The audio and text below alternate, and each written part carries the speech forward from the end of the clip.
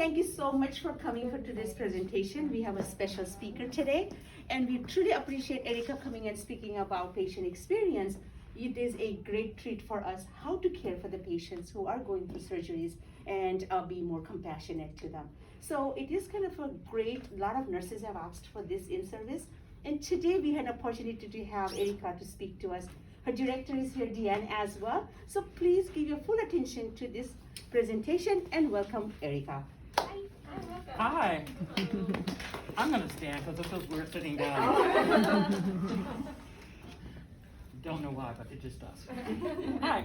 So as she said, my name is Erica Ashe. I'm a resident assistant for inpatient hematology, oncology, cardiology, and general medicine ICU. I think I got it all right. Oh, you got it? So I'm here to talk about a hospital experience from a transgender person's perspective, particularly one of color. So I just outed myself. I am a trans woman of color. I've been post-operative for about 6 years now. I was lucky enough that when I had my surgery, my mother was here. So she was probably one of my biggest supporters. So I lucked out with that, and then unfortunately, a year later she passed. But I'm glad we got that time together. So, how many of you have worked with transgender patients before? So what is the first thing that you do when you do encounter someone who's post-operative or pre-operative? How do you address what they them? would like to be called. How to address them. Okay. So yes, that is correct. My pen disassembled, unfortunately.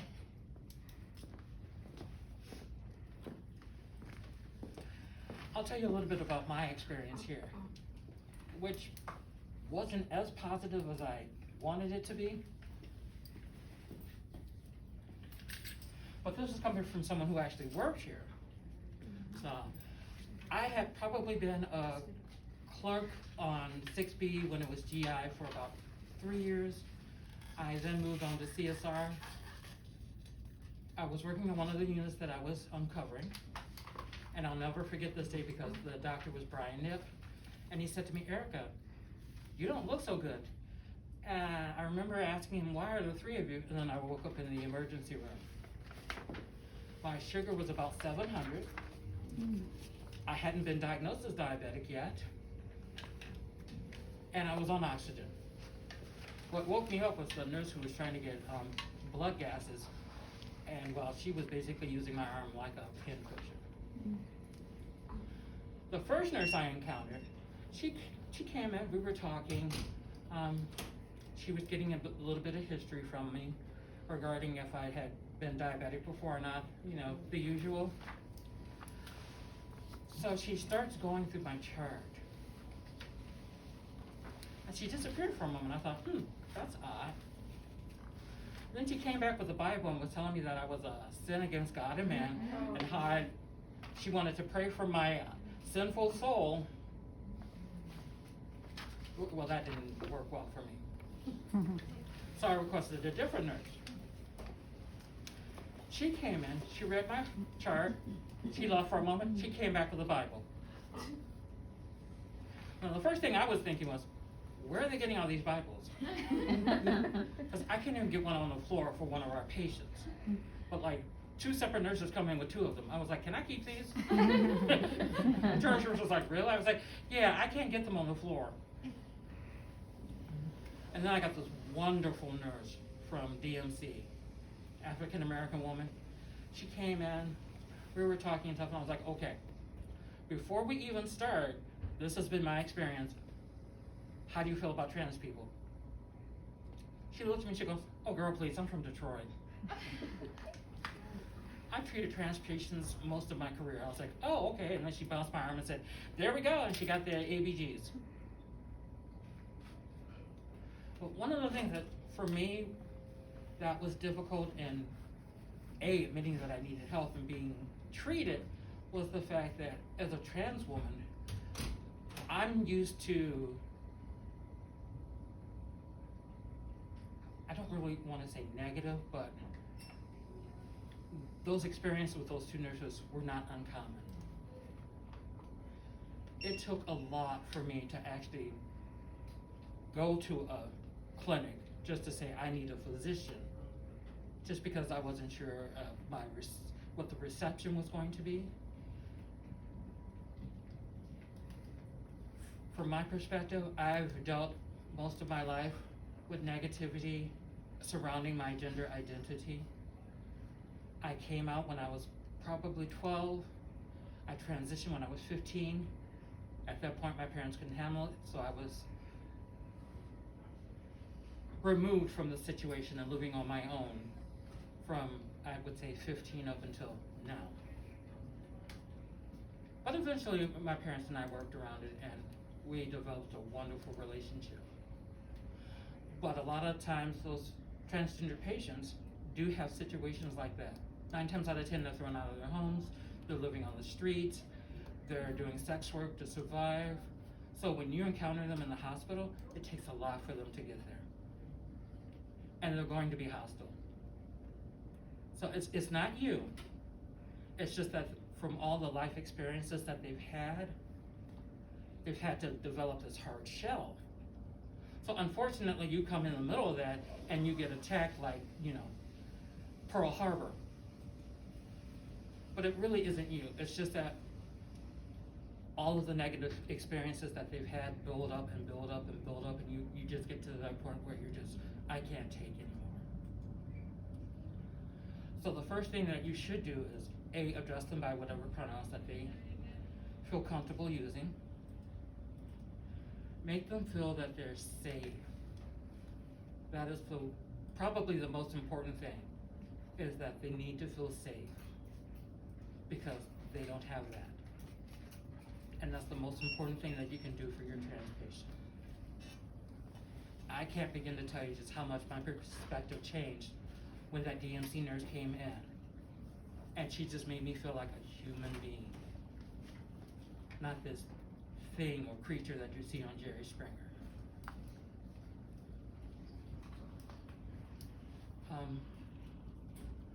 I don't think there's anything more that I can add to that. We just want to feel like we matter and that we're going to be safe. Those are the 2 best things that you can do for your patients.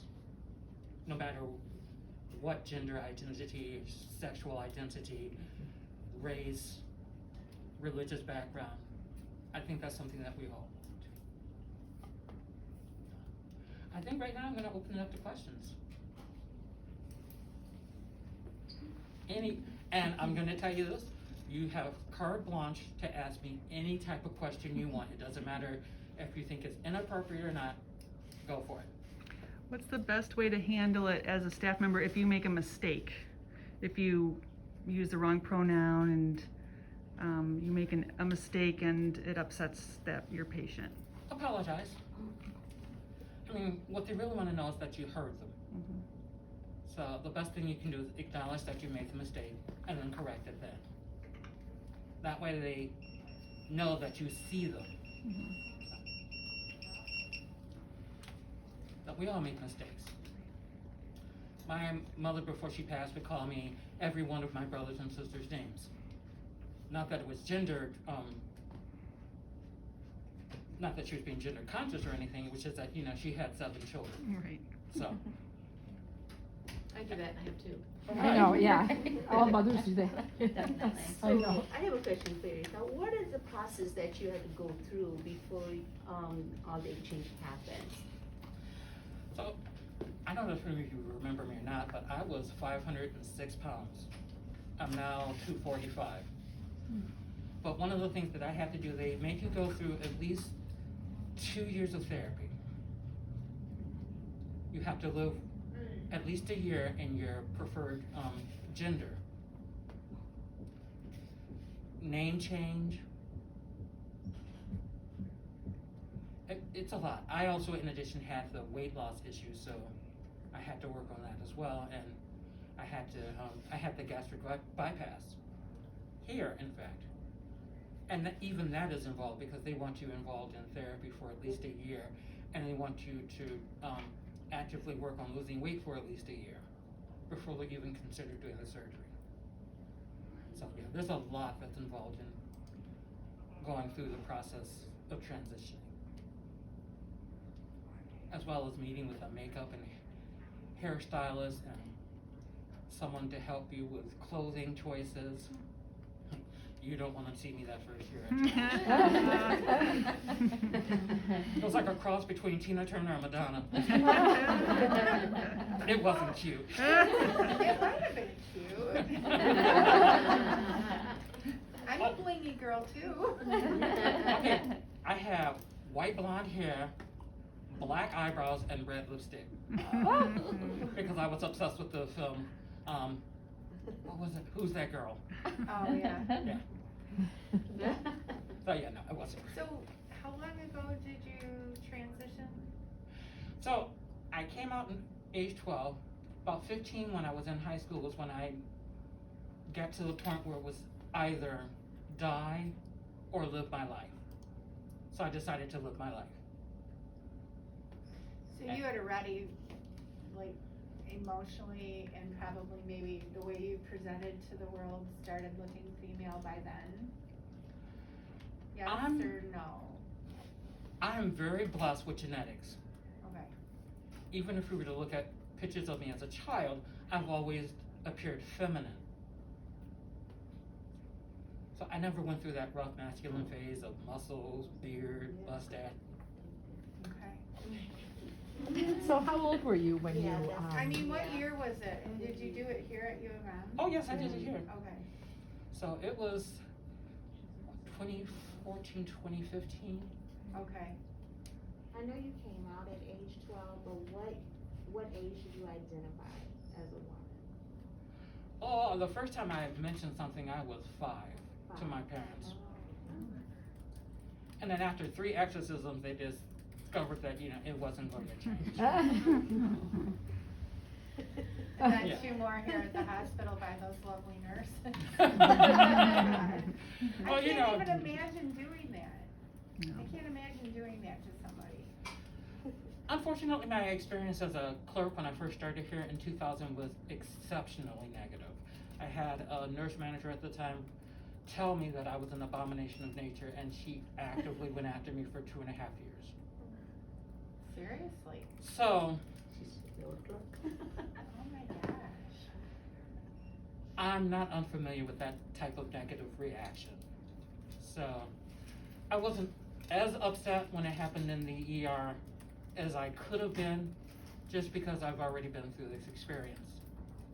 When I moved to CSR, it was like night and day.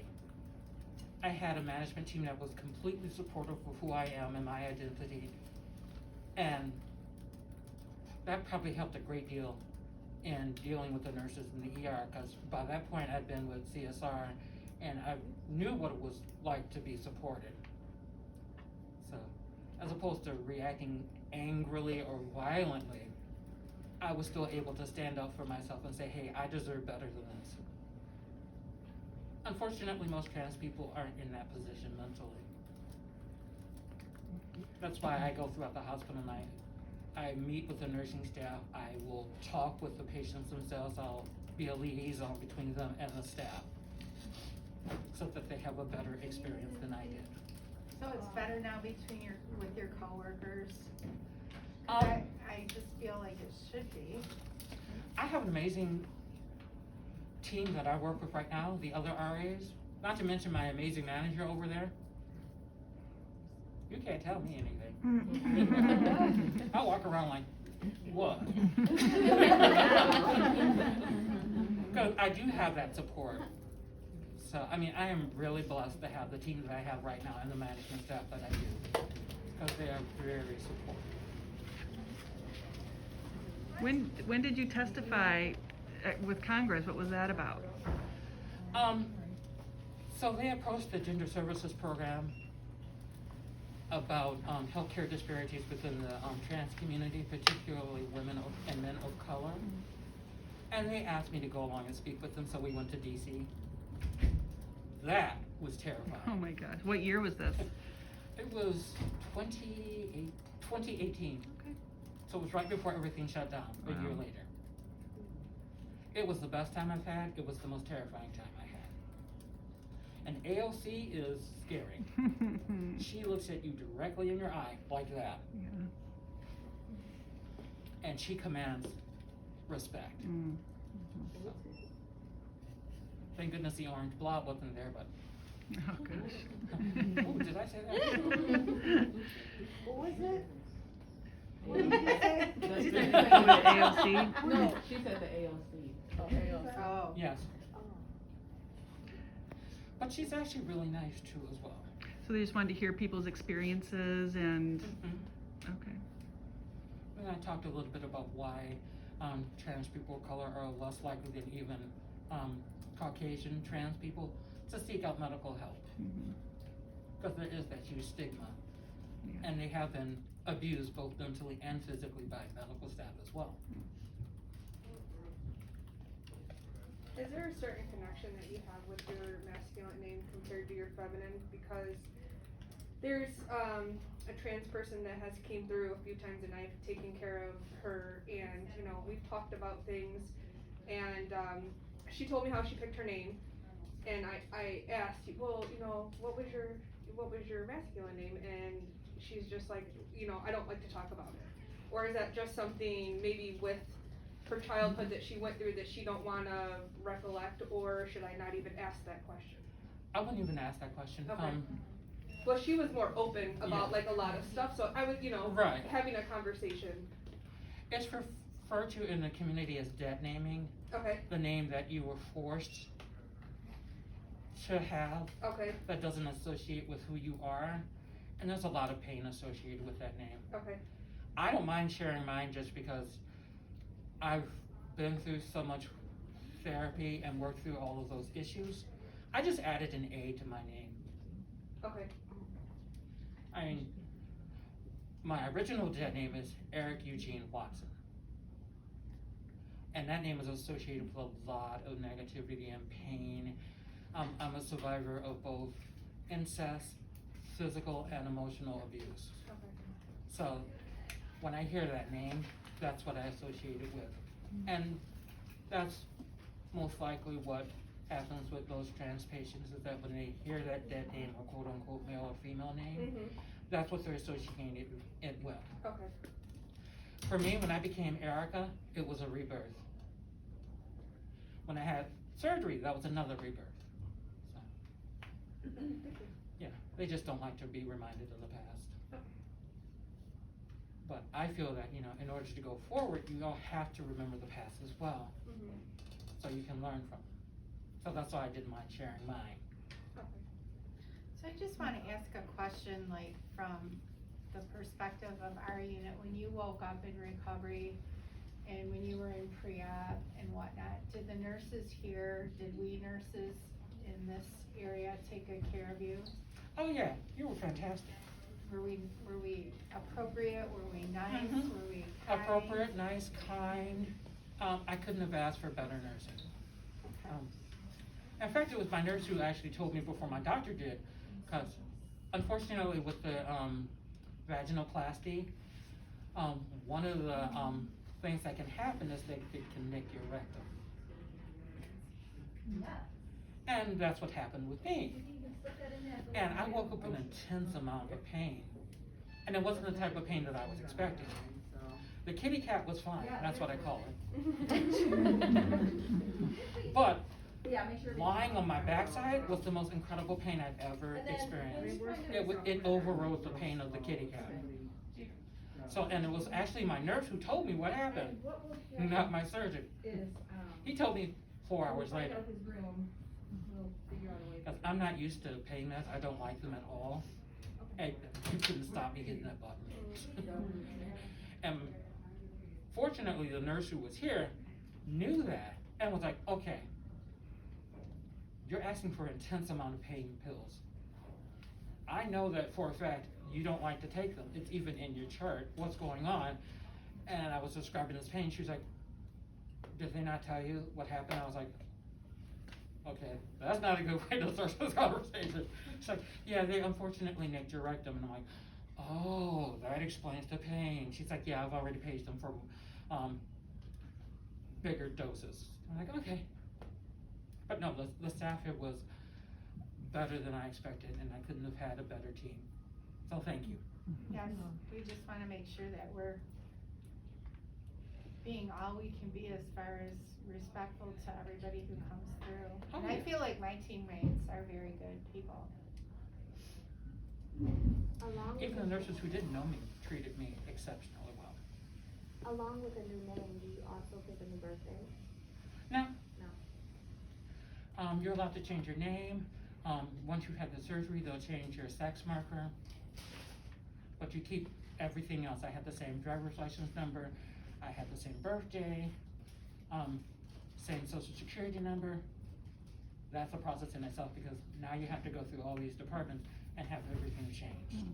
Well, I just asked that because you associate I think you use the terminology dead name along with pain. And I just asked if, and you refer to it as a rebirth. Would you pick a new birthday to celebrate the day that you transition to? Legally, no, Okay. but my birthday, my rebirth day, is January 29th. Just that one. Yep, I'm officially 6 years old. Right.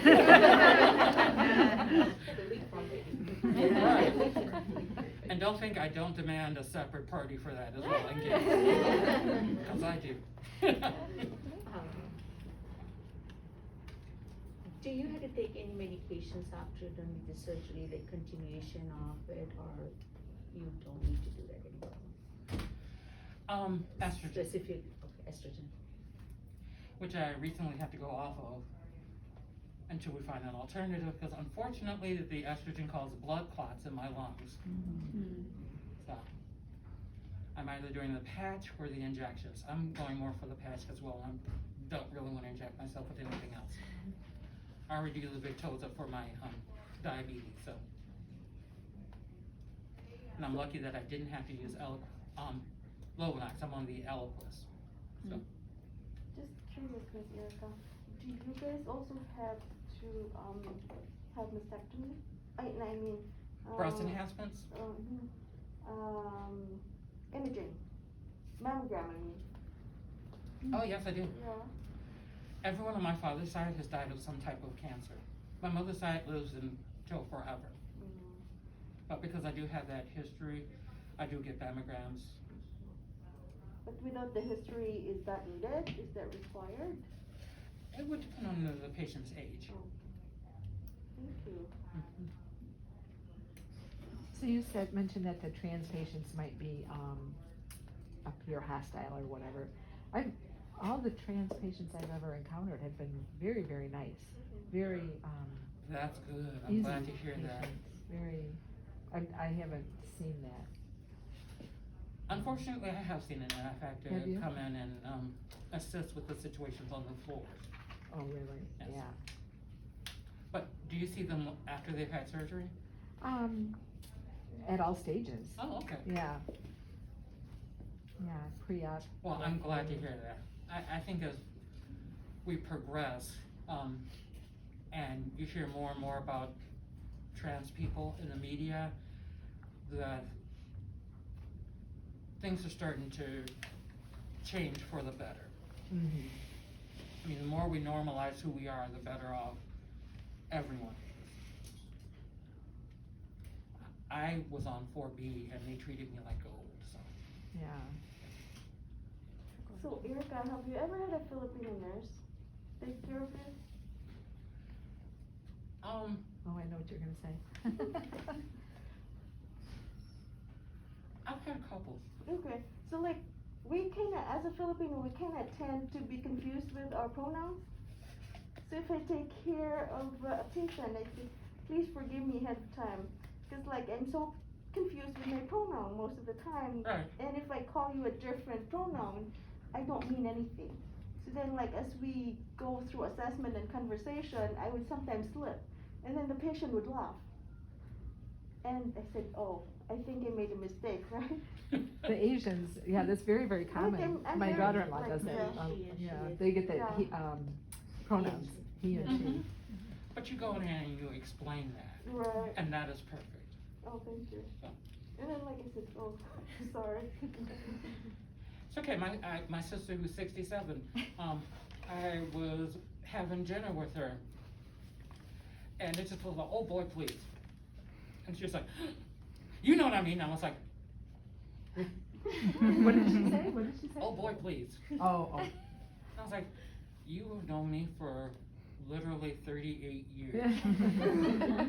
It's okay if you have a pronoun slip. Yeah. Yeah. Yeah. Because she grew up with me being one way, and now I'm Right. living my authentic life. But it's going to be hard for people to make that switch, especially those around you who are close to you. Uh-huh. So,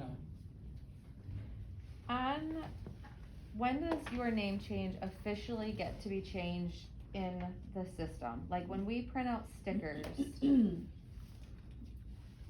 their old name comes out, but their preferred name is never shown until you get into the computer. right.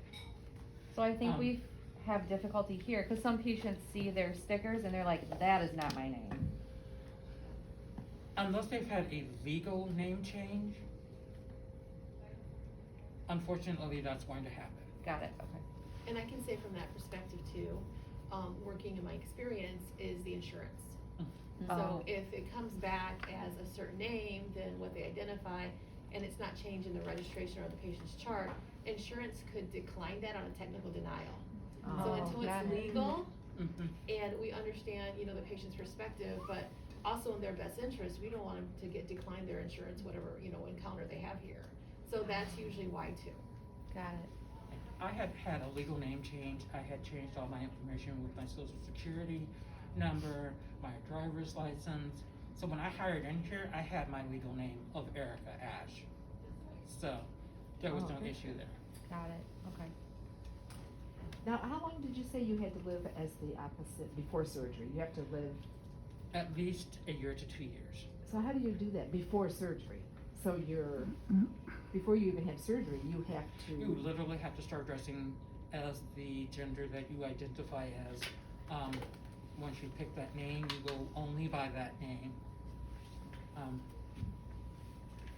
And then you start the process for changing things legally. And how long is the counseling takes for you? My counseling was probably 5 years, but I had other issues to work on. That's the thing. When you start the program at the Gender Services Program, and they start you with a clinician who can see you, all those other issues they want to work on as well before we even get to the issues pertaining to your gender identity. For me, I had to deal with the physical abuse, the sexual abuse, and emotional abuse, as well as religious abuse. And there's no way I would have been ready for surgery if I hadn't dealt with those issues first. And then that was my way. Thank goodness I look good now. But it helps when you lose 250 pounds. Yeah. So Erica, before the surgery, how hard is it? So how when you go some places else for the restroom, it says female and male. How hard is it for you to? That first time is terrifying because you don't know if you're going to be called out or not. Then again, I'm blessed with the fact that my parents' genetics created all of this. So I rarely had an issue going into the women's restroom. But for some people who don't, and I hate this term, pass, that is a real issue. But it was still terrifying when I first started using the women's room, until I became more comfortable with it. And actually acted like I belong here. Because in the beginning, you don't have that. Does the gender that someone is more attracted to have a bigger impact on a person that wants to become trans, or is it just you identifying your own self as what you want to be? I always tell people that gender and sexuality are two separate arenas. Okay. Your gender is who you are, your sexuality is who you're attracted to. So you can have someone who's transgender, who's gay, straight, bisexual, pansexual, So there's really no impediment, No. it's just kinda how you wanna identify yourself. I identify as straight, which means I'm attracted to men. Mhm.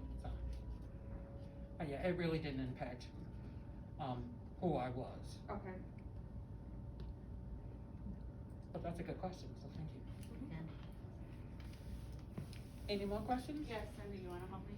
What more do you think the hospital could do to serve transgender community? Do you, I know there's been a lot of education in recent years. Is there more that you think would benefit? Just educate, educate, educate. Mm-hmm. The more you know, the better you are. I think that's what the biggest barrier is that, that lack of knowledge.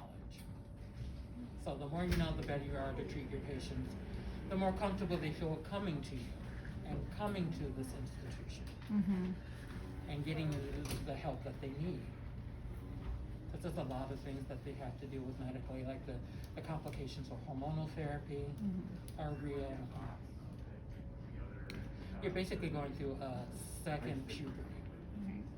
And even for people who come for non-related issues, that seems to be such a problem. You know, if you're coming for those issues related to the changes and everything, then they're expecting you. Right. But if you come in with a broken ankle, Right. it could be a different experience. Exactly. So just the more you familiarize yourself with trans patients, the better off you'll be for them and for the rest of the institution. So, we just want to create a safe, welcoming environment so that they do feel that they can come here when there's a need. Okay, thank you so much, All right, Erika. you're welcome. Thank you. Thank you. Well, thank you. That was excellent. Thank you so much for sharing.